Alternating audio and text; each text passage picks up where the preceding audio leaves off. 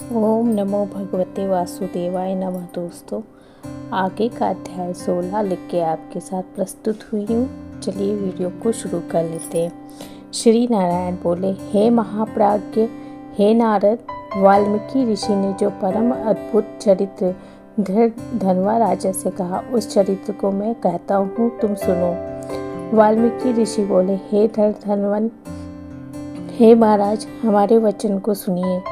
गरुड़ जी ने केशव भगवान की आज्ञा से इस प्रकार ब्राह्मण श्रेष्ठ से कहा। गरुड़ बोले, हे त्रिश्रेष्ठ, तुमको 7 जन्म तक पुत्र का सुख नहीं है। यह जो वचन हरि भगवान ने कहा सो इस समय तुमको वैसा ही है। फिर भी कृपा से स्वामी की आज्ञा पाकर मैं तुमको पुत्र दूंगा। हे तपोधन, हमारे अंश से तुमको पुत्र होगा, जिस पुत्र से गौतमी के साथ तुम मनोरथ को प्राप्त करोगे। किंतु उस पुत्र से होने वाला दुख तुम दोनों का अवश्य होगा। हे द्विज शार्दुल, तुम धन्य हो जो तुम्हारी बुद्धि हरि भगवान में हुई। हरि भक्ति सकाम हो अथवा निष्काम हो, हरि भगवान को दोनों ही प्रिय हैं। मनुष्यों का शरीर जल के बुदबुद के समान क्षण में नाश होने वाला है। उस शरीर को प्राप्त कर जो हृदय में हरि के चरणों का चिंतन करता है, वह धन्य है। इस अत्यंत दुस्तर संसार से तारने वाले हरि भगवान के अलावा दूसरा और कोई नहीं है। यह हरि भगवान की ही कृपा से मैंने तुमको पुत्र दिया है। मन में श्री हरि को धारण कर सुखपूर्वक विचारों को उदासीन भाव से संसार के सुखों को भोगो। वाल्मीकि ऋषि बोले, गौतमी और सुदेव दोनों स्त्री पुरुष के देखते देखते उत्तम वर को देखकर उसी समय गरुड़ पर सवार होकर भगवान हरि शीघ्र ही वैकुंठ को चले गए। सुदेव शर्मा भी स्त्री के साथ अपने मन के अनुसार पुत्र रूप वर को पाकर अपने घर को आया और उत्तम गृहस्थ आश्रम के सुख को भोगने लगा। कुछ समय बीतने के बाद गौतमी को गर्भ रहा और 10वां महीना प्राप्त होने पर गर्भ पूर्ण हुआ।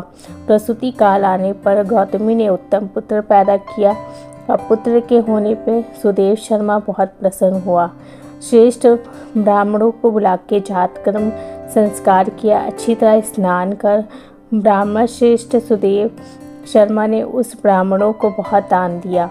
ब्राह्मण और स्वजनों के साथ बुद्धिमान सुदेव शर्मा ने नामकरण संस्कार किया। कृपालु गरुड़ जी ने प्रेम से वह पुत्र उत्पन्न हुआ था। शरतकालीन चंद्रमा के समान उदय को प्राप्त तेजस्वी व शुक के सदस्य है, इसलिए मेरा यह प्रिय पुत्र शुकदेव नाम वाला हो।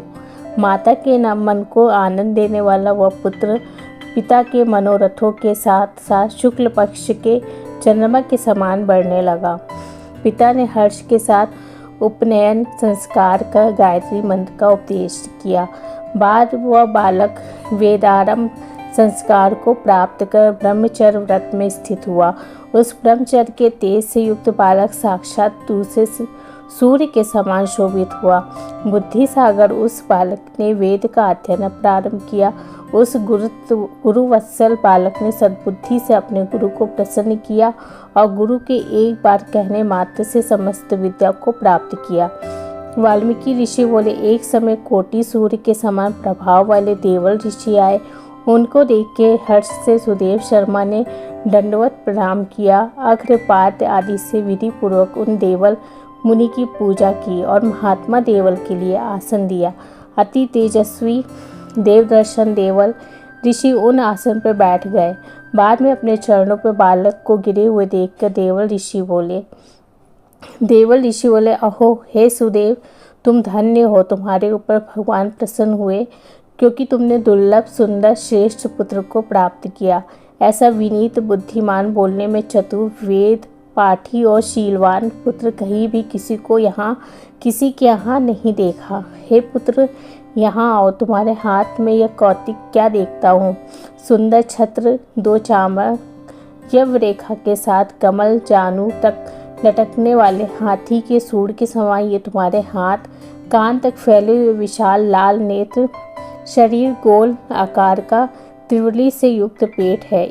इस प्रकार उस बालक के विषय में कहके उस ब्राह्मण को उत्कंठित देख कर देवल ऋषि फिर बोले, अहो हे सुदेव, ये तुम्हारा लड़का गुणों का समुद्र है। कंधा और कोक का संधि स्थान गूढ़ है और शंख के समान उतार चढ़ाव युक्त गला वाला, चिक्कण टेढ़े सिर के बाल वाला, ऊंची छाती, लंबी गर्दन, बराबर कान, बैल के समान कंधा, इस तरह समस्त लक्षणों से युक्त यह पुत्र श्रेष्ठ भाग का निधि है।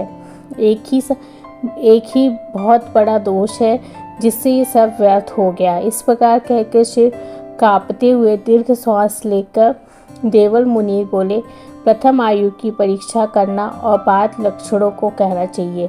आयु से हीन बालक के लक्षणों से क्या प्रयोजन है। हे सुदेव, ये तुम्हारा लड़का 12वें वर्ष में डूब कर मर जाएगा। इससे तुम मन में शोक नहीं करना। अवश्य होने वाला निस्संदेह होकर ही रहता है। मरणासन को औषध देने के समान उसकी कोई प्रतिक्रिया नहीं है। वाल्मीकि मुनि बोले, देवल मुनि इस प्रकार कहकर ब्रह्मलोक को चले गए और गौतमी के साथ सुदेव ब्राह्मण पृथ्वी पर गिर गए। पृथ्वी पर पड़ा हुआ देवल ऋषि के कहे हुए वचनों को स्मरण कर चिरकाल तो विलाप करने लगा। बाद उसकी स्त्री गौतमी धैर्य धारण करती हुई पुत्र को अपनी गोद में लेकर प्रथम प्रेम से पुत्र का मुख चुंबन कर बाद पति से बोली। गौतमी बोली, हे द्विजराज, होने वाली वस्तु में भय नहीं करना चाहिए। जो नहीं होने वाला है वो कभी नहीं होगा और जो होने वाला है वो होकर रहेगा। क्या राजा नल, रामचंद्र और युधिष्ठिर दुख को प्राप्त नहीं हुए? राजा बलि भी बंधन को प्राप्त हुआ, यादव नाश को प्राप्त हुआ, हिरण्याक्ष कठिन वध को प्राप्त हुआ, वृत्रासुर भी मृत्यु को प्राप्त हुआ, सहस्त्रार्जुन का सिर काटा गया, रावण के भी उसी तरह सिर काटे गए। हे मुने, भगवान रामचंद्र भी वन में जानकी के विरह को प्राप्त हुए। राजर्षि परीक्षित भी ब्राह्मण से मृत्यु को प्राप्त हुए। हे मुनीश्वर, इस प्रकार जो होने वाला है वो अवश्य होता है। इसलिए हे नाथ, उठिए और सनातन हरि भगवान का भजन करिए, जो समस्त जीवों के रक्षक हैं और मोक्ष को पद को देने वाले हैं। वाल्मीकि ऋषि बोले, इस प्रकार सुदेव शर्मा ने अपनी स्त्री गौतमी के वचन को सुनकर स्वस्थ हो हृदय में हरि भगवान के चरणों का ध्यान कर पुत्र से होने वाले शोक को जल्दी से त्याग दिया। दोस्तों, ये था अध्याय नंबर 16। आगे के अध्याय में जानेंगे कि सुदेव शर्मा के साथ क्या होने वाला है, उन्होंने हरि से क्या कहा। बने रहिए मेरे साथ, तब तक के लिए ओम नमो भगवते वासुदेवाय।